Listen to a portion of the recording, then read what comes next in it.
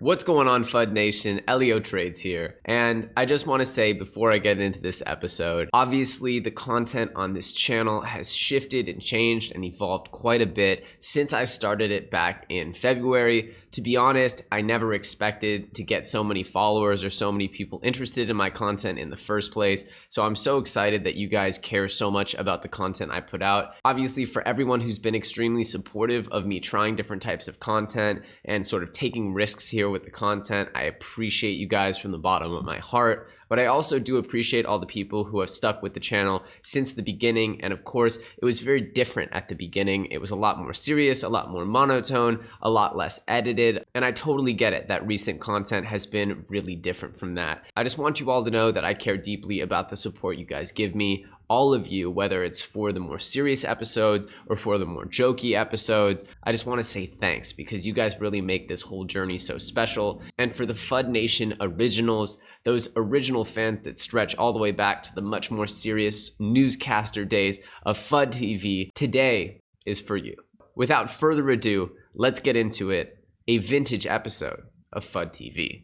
Ripple surges over 48-hour period as market makes incremental gains. Suspicion of manipulation grows as pot stock Tilray surges over 1,000% since IPO. Binance announces crypto to fiat exchanges coming to 5 separate continents. Kin partners with beauty app Perfect365 to bring cryptocurrency to over 100 million users. FunFair launches as the first blockchain casino on the hotly anticipated FunFair blockchain. Bancor builds a decentralized bridge between Ethereum and EOS. Waltonchain enters into strategic partnership with Edenchain.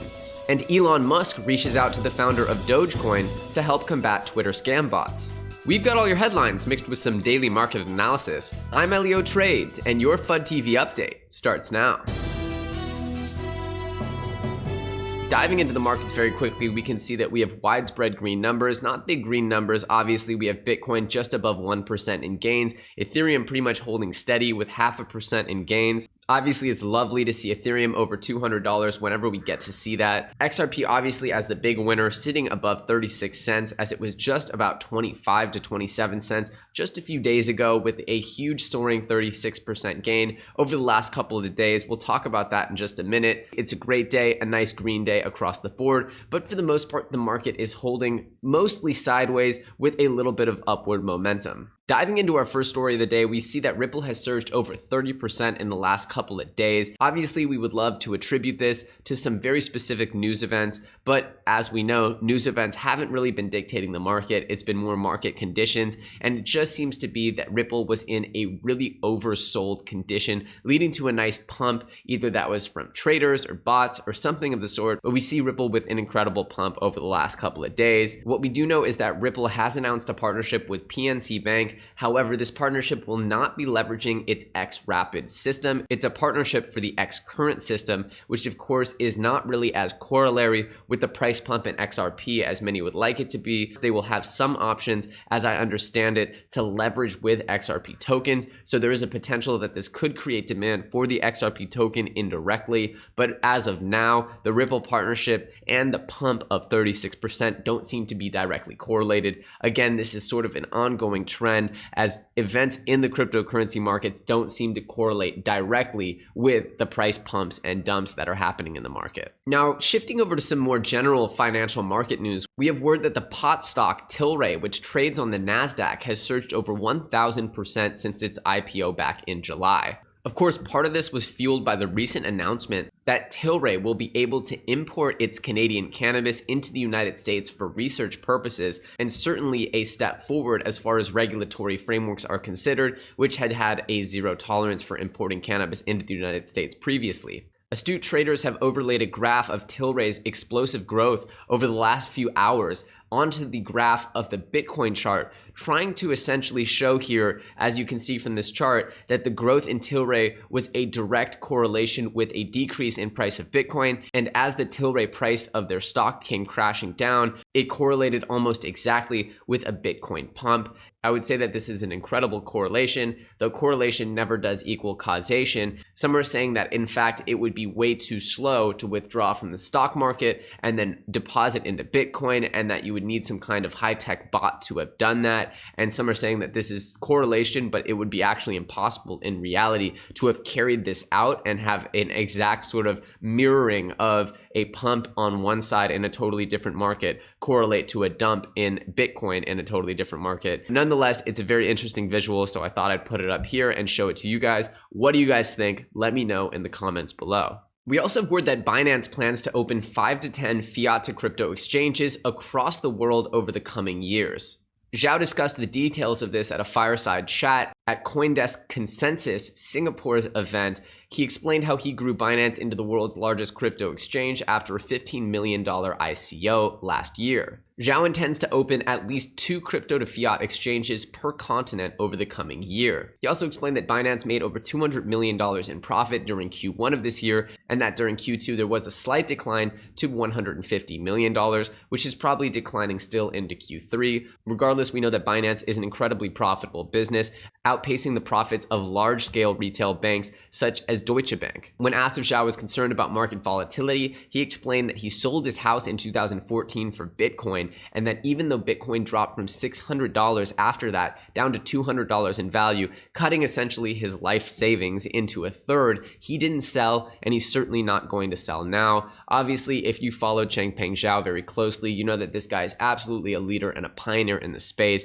and should be taken very seriously whenever he announces strategic moves. I'm a very big fan of Binance, Binance Labs, and everything they're doing for the cryptocurrency community. So more power to you, Changpeng Zhao and Binance. Let's hope to see those fiat to crypto exchanges blossom in the coming months. We also have word that the Kin blockchain is partnering with Perfect 365, a VR beauty app that has 100 million users. They're going to be delivering the ability for 100 million users to earn cryptocurrency by performing small actions such as completing surveys or responding to certain questions. Obviously, the details of this are still forthcoming, but we know that this is a very interesting integration strategy where Kin is acting as an SDK, plugging into a lot of different apps, allowing people to sort of earn cryptocurrencies through micro tasks.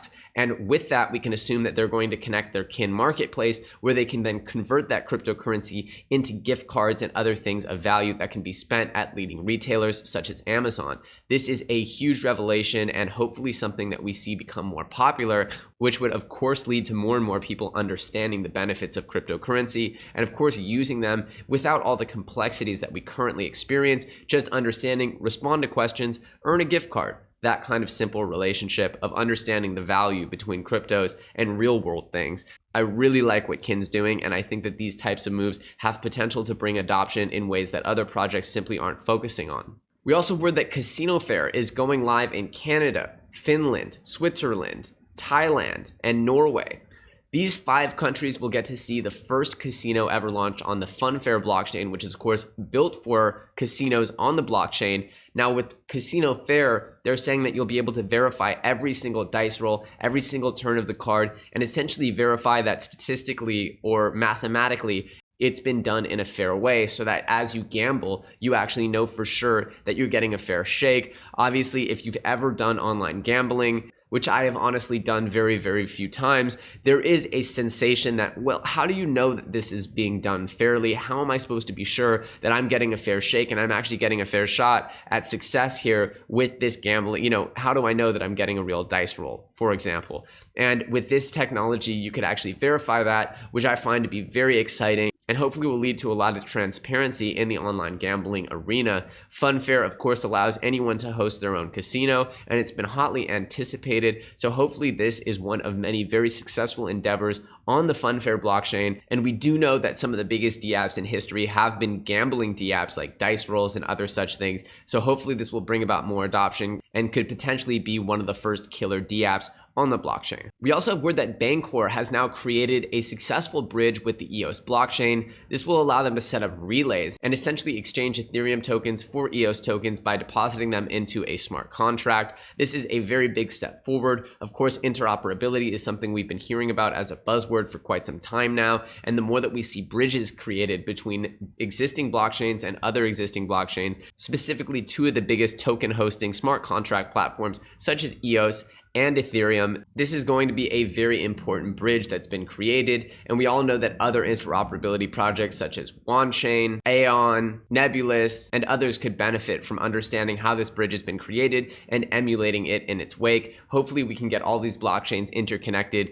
in a seamless way that makes sense and makes the utility of them grow exponentially for doing so. And we also have word that Edenchain has partnered with Waltonchain. Edenchain is an enterprise-focused permissioned blockchain system. Waltonchain is going to be providing its RFID chips to the Edenchain projects. So of course, this would be a little bit of an interchange between hardware and software. And Waltonchain is of course an open permissionless blockchain, whereas Edenchain is a secure permission blockchain. So it's just more collaboration of the sort. It's very interesting. We'll have to see how this partnership plays out. Now, if you missed it last week, Elon Musk actually reached out to the founder of Dogecoin, Jackson Palmer, to ask how to get rid of scam bots. They had a little back and forth, and supposedly Elon Musk has now got the script that Jackson Palmer runs to get rid of scam bots. They both agreed that Jack Dorsey of Twitter should be implementing this script himself, but maybe it's a little more complicated than that. Who knows? All we know is that there's a little bit more interaction between Elon Musk, obviously one of the most popular entrepreneurs of our day, and the cryptocurrency community, specifically Dogecoin.